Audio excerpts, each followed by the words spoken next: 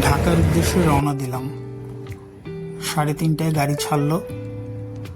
আকাশটা মেঘলা, হয়তোবা যাত্রাপথে বৃষ্টি নামবে।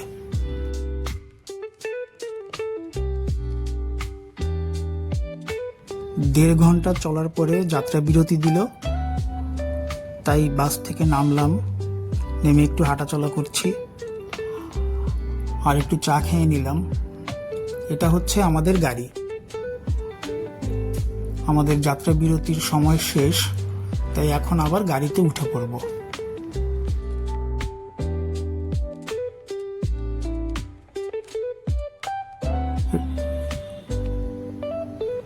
রাত বাজে 11:30। আজকে আমাদের আসতে অনেক সময় লাগলো, রাস্তায় প্রচন্ড জ্যাম থাকার কারণে। বাসায় এসে ফ্রেশ হলাম, এখন ভাত খাবো। রান্না সব হয়ে গেছে, শুধু ইলিশ মাছটা রেখে দেওয়া হয়েছিল যে এটা ভাজি করা হবে যাতে গরম গরম খেতে পারি। ইলিশ মাছ ভাজাটা গরম গরম না খেতে পারলে অতটা মজা পাওয়া যায় না। তো এখন ইলিশ মাছ ভাজা হবে, তারপরে আমরা ভাত খেতে বসবো। মাছটাতে হলুদ, লবণ, মরিচ ভালোভাবে মাখাই নিয়ে কাঁটা চামচ দিয়ে ডিমগুলোকে একটু কেচে দেওয়া হলো, যাতে করে এর ভিতরে মশলাটা ভালোভাবে ঢুকে যায়। ইলিশ মাছের ডিম আমার খুবই পছন্দের একটা খাবার। তো এখন আন্টি ইলিশ মাছগুলোকে খুব সুন্দরভাবে মাখায় নিল মশলার সাথে। এখন ভাজি করবে। তেল গরম হয়ে গেছে, এখন ইলিশ মাছগুলো একে একে তেলের মধ্যে ছেড়ে দিল।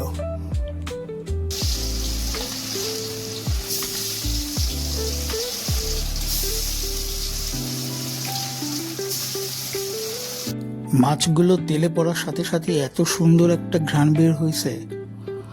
মাছগুলোতে যথেষ্ট তেল ছিল, তাই ভাজার জন্য বেশি একটা তেলও দেয়া দরকার পড়ে নাই। মাছ থেকেই অনেক তেল বেরোচ্ছে।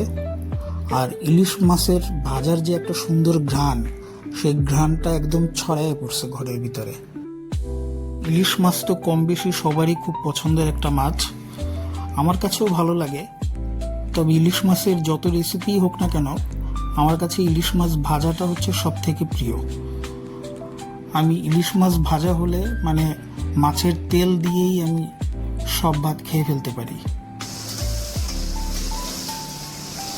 মাছগুলো এক পাশ ভাজা হয়ে গেছে, তাই মাছগুলোকে এখন একটু উল্টিয়ে দিবে। খুব বেশি একটা সময় লাগে নাই। এখন মাছটা ভাজা হয়ে গেলেই খেতে বসবো।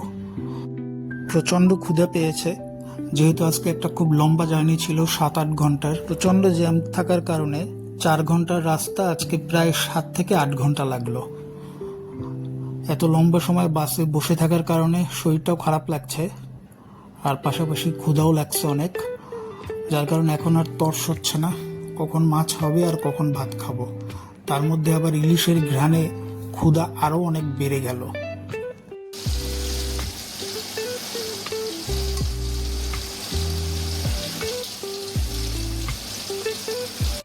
এখন যেহেতু ইলিশ মাছের সময়, যার কারণে এই সময়কার ইলিশ মাছগুলোতে স্বাদও হয় অনেক বেশি, আর মাছে অনেক তেল থাকে। ইলিশ মাছ ভাজা কমপ্লিট। এখন মাছের তেল আর মাছ ভাজা দিয়ে ভাত খেতে বসে যাব।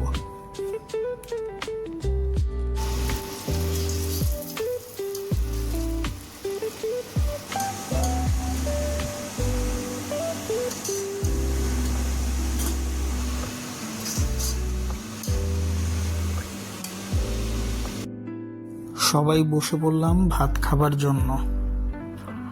আজকে ইলিশ মাছ ভাজা, মালঞ্চ শাক, ইলিশ মাছ ভুনা, ডাল ভুনা আর কাজুরি মাছ রান্না করা হয়েছিল। খাওয়া দাওয়া শুরু করে দিলাম। প্রথমে খাবো মাছের তেল আর মাছ ভাজা দিয়ে।